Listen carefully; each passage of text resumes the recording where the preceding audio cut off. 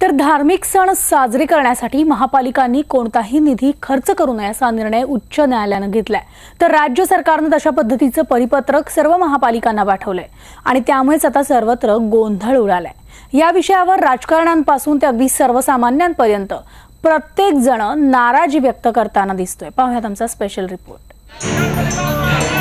मुंबई पुण्यातला गणेशोत्सव असो किंवा नवरात्रोत्सव, रमजान ईद असो की धम्मचक्र प्रवर्तन दिन, राज्यातल्या कुठल्याही महापालिकांनी अशा धार्मिक सण समारंभांवर खर्च करू नये असे आदेशच मुंबई उच्च न्यायालयाने दिले आहे। त्यामुळे तसं परिपत्रकच राज्य सरकारने सर्व महापालिकांना पाठवलंय। जैसे फेस्टिवल में खर्चा करते हैं तो वो कोई धार्मिक प्रक्रिया के लिए या कोई मंदिर बनाने के लिए या कोई मस्जिद बनाने के लिए नहीं है।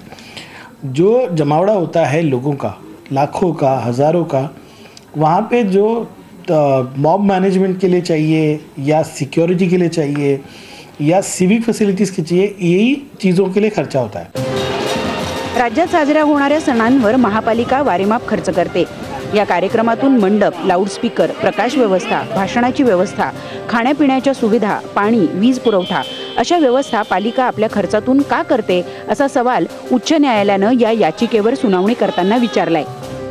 राज्य सरकार को इसके बारे में दोबारा सोचना पड़ेगा और इस विषय में कांग्रेस पार्टी इसका परिपत्र का पूरा विरोध करेगी और कांग्रेस पार्टी जो फोरम में इसको लेके जाना है उसमें हम लेके जाएंगे। प्रत्येक समाजाच्या वतीने त्यांच्या उत्सवासाठी अशा व्यवस्था पुरवण्याची मागणी वाढू लागली आहे। त्यामुळे सर्व सुविधांवरचा खर्च वर्षागणिक वाढू लागलाय।